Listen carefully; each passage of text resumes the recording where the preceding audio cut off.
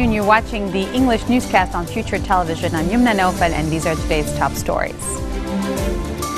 Lebanese Prime Minister Tamam Salam slams the international community for its Syrian response to the crisis, describing the episode as unbearable on the country.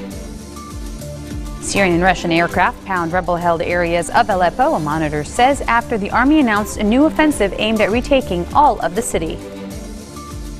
And the European Union says Iran is complying with a landmark nuclear deal reached with 6 major powers in 2015. Prime Minister Tamam Salam spoke at the United Nations General Assembly, slamming the international community for its response to the Syrian refugee crisis, describing it as an unbearable burden on the country. About 1 million Syrians have fled to Lebanon, he said, where they make up almost a quarter of the country's population. Many have no legal right to work, and families are forced to find other ways to pay for food, shelter, and health care.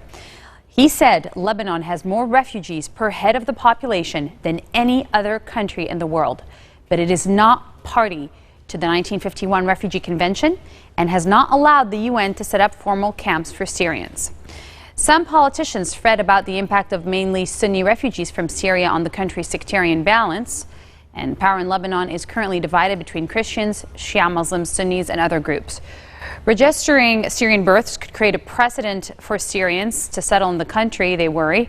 Moreover, Lebanon, which is still rebuilding from the 1975-1990 civil war, has been paralyzed by a political crisis only exacerbated by the conflict in Syria. Another Arab leader to address the United Nations General Assembly was Mahmoud Abbas. He said Britain should apologize for its 1917 declaration endorsing the founding of a Jewish homeland in Palestine and should recognize Palestine as a state. This is according to the Palestinian president.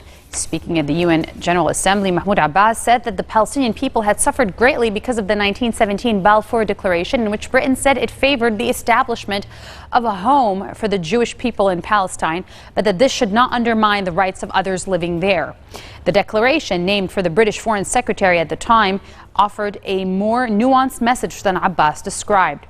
Israeli-Palestinian peace talks have collapsed last in 2014, and there are few hopes for a resumption anytime soon, in part because of Israeli anger at Palestinian violence and Palestinian criticism of Israel's construction of settlements on occupied land where Palestinians want to establish a state.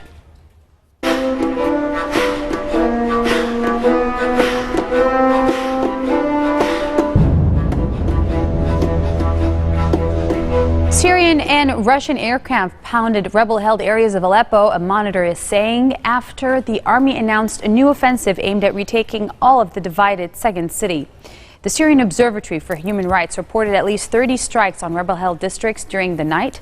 The Britain-based monitoring group said at least 10 people had been killed, among them 2 children and dozens more wounded. It said more dead were feared buried under the rubble. But Observatory Chief Rami Abdulrahman said Russian warplanes were taking part in the strikes alongside Syrian aircraft. A truce deal hammered out between Russia and the United States briefly halted the violence earlier this month, but it collapsed after just a week without any of the promised deliveries of desperately needed relief supplies. Still in New York, the European Union says Iran is complying with a landmark nuclear deal reached with 6 major powers, and Iran in 2015 aimed at curbing Tehran's nuclear program in exchange for the lifting of sanctions. Following a meeting of the 6 world powers and Iran on the sidelines of the annual UN gathering, the European Union's top diplomat Federica Mogherini said the common assessment was that the deal was being implemented. She told reporters that recent ballistic tests were not discussed during the meeting.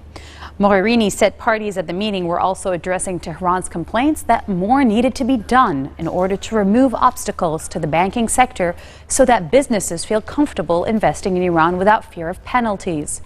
Major foreign banks are reluctant to get involved because of the concerns that they could be caught up in restrictions applying to U.S. banks, which are still banned from doing business with Iran because of the sanctions that remain in force. Coming up next, the Dalai Lama does a humorous impression of Donald Trump. Stay with us. We'll be right back.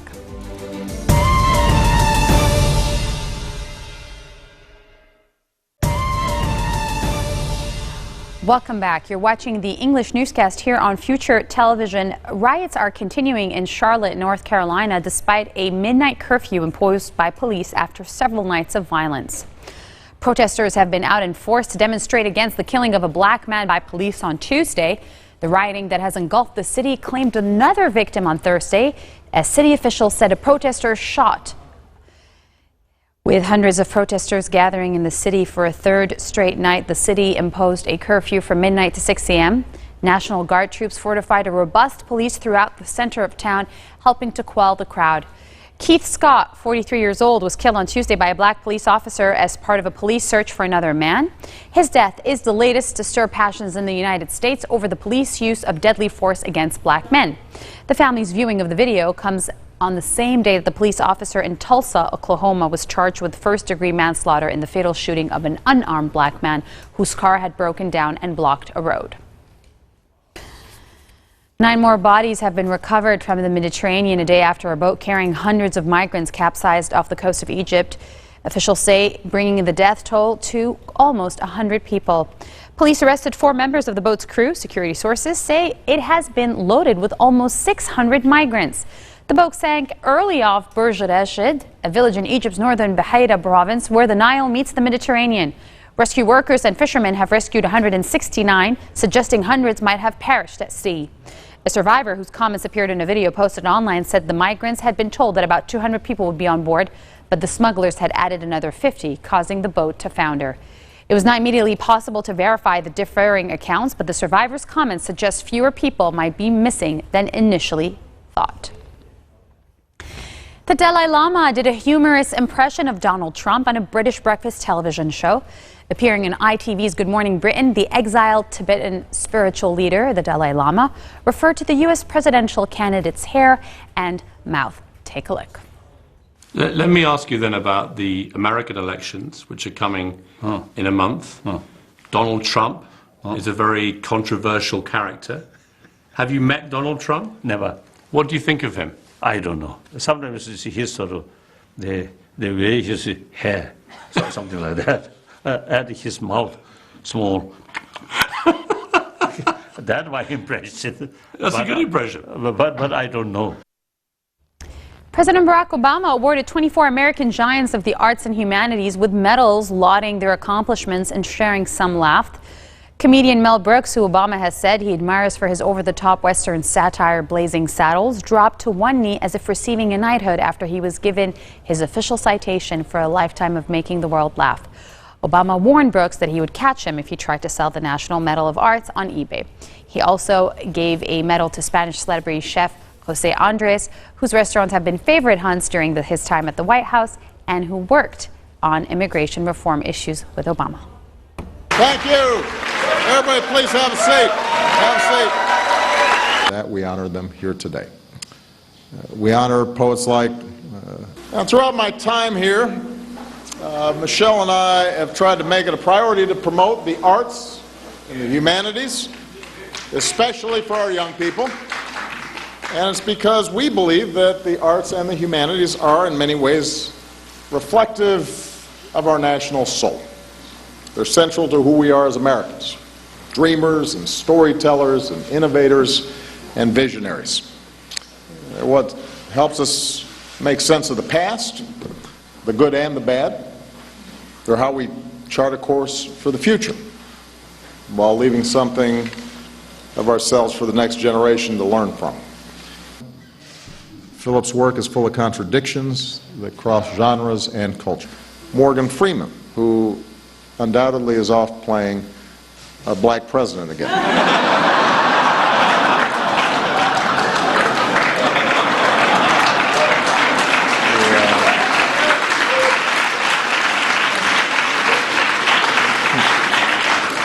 He never lets me have my moment.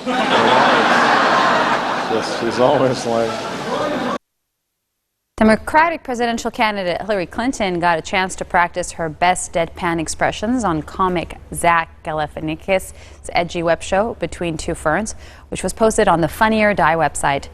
Galifianakis, who starred in the Hangover films, is known for his cringe-inducing banter on the program. He did not dial back his trademark style for the interview, riffing on Clinton's previous position as Secretary of State and more.